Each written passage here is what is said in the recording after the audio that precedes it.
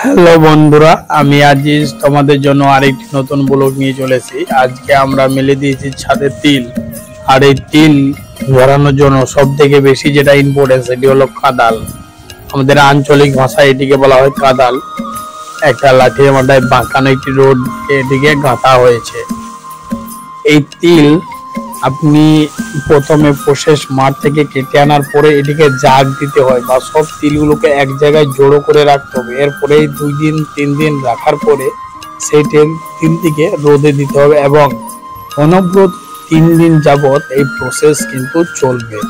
এবং যত রোদ হবে আপনার তিল তত সুন্দর ঝরবে। আর এই কাদালটি দিয়ে প্রতিদিন 4 থেকে 5 বারেরও বেশি আপনি নেড়ে দিতে পারবেন।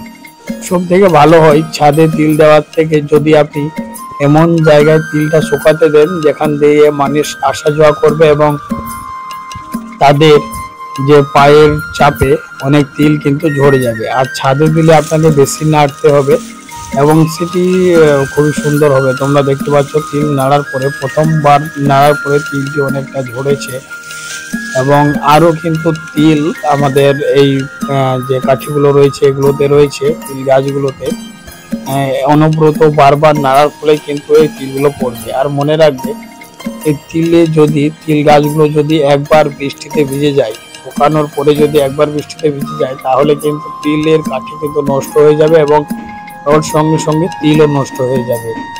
তিল নেড়ে নেওয়ার পাশাপাশি আমি ছোট্ট করে একটু আমাদের যে গরুগুলো আছে সেগুলোর জন্য ঘাস কেটে নেব। আর আমাদের রয়েছে যেহেতু কারেন্টের মোটরওয়ালা মেশিন, তাই আমি প্রথমে এই ঘাসটিকে রেখে এবং মোটরটিকে চালু করে দেব যাতে আমাদের পরিশ্রমটা খুবই কম হবে। এবার আমি মোটরটা অন করে দিই। তোমরা দেখতে পাবে কয়েক মিনিটের মধ্যেই আমাদের এই যে এক হালি ঘাস সেটি কিন্তু কাটা হয়ে যাবে। এই মেশিনগুলো খুবই স্বাস্থ্য খুবই সুন্দর এবং খুবই সময় উপযোগী। এটি খুবই সময় বাঁচায়। আপনার যে কোনো কাজের ক্ষেত্রে এটির সময় খুবই কম নেবে। তোমরা দেখতে পাবে কিছুক্ষণের মধ্যেই, জাস্ট কয়েক 5 মিনিটের মধ্যেই আমরা কিন্তু ঘাসগুলো কেটে নেব। কিছুটা ঘাস আমি রেখে দেবো, যেহেতু আমাদের ছাগল রয়েছে সেই ছাগলগুলোর জন্য কিছুটা ঘাস আমি রেখে বাদ বাকিটা এই মেশিনের দ্বারাই কিন্তু আমি ঘাসগুলো কেটে নেব। মনে রাখবে এই ঘাস কাটার সময় আপনার হাতটিকে সবসময় সতর্ক অবস্থায় থাকবে, কারণ এটি যেহেতু কারেন্টের মোটর, একবার হাত চলে গেলে কিন্তু কেটে যাবে। তাই দেখো এবং আমার ঘাস কাটা প্রায় শেষের দিকে। এরপরে আমি সুন্দর করে ছোট ছোট ঘাসগুলোকে তুলে দিলাম এবং আমার কাটা প্রায় শেষ। আমি মেশিনটা অফ করে দিলাম। এবার যে ঘাসগুলো বাকি যে গটি রয়েছে ছাগলের জন্য সেই ঘাসগুলো আমি কিন্তু তুলে রাখছি। চলো তিল এবার তোলার পালা। আমি চলে এসেছি ছাদে। এবার কাঠিগুলো আমি এক জায়গায় করছি, যেহেতু আজকে প্রথম দিন, এখনো 2 দিন এই কাঠিগুলো রোদে দিতে হবে। প্রথম দিন এই কাঠিগুলোকে ঝেড়ে ঝেড়ে এক জায়গায় করে নেওয়ার পরে আপনাদেরকে দেখাবো কিভাবে তিলগুলি কত সুন্দরভাবে কিন্তু নেওয়া হয়। তোমরা দেখতে পাচ্ছ তিলের কাঠিগুলি আমি এক জায়গায় করছি। যেহেতু আমাদের নিচে তিল ছিল তাই সেখানে গিয়েছিলাম, সেখানেও তিলগুলো গুটিয়ে আবার ছাদে চলে এসেছি, আবারও শুরু করেছি তিল গোটানোর কাজ।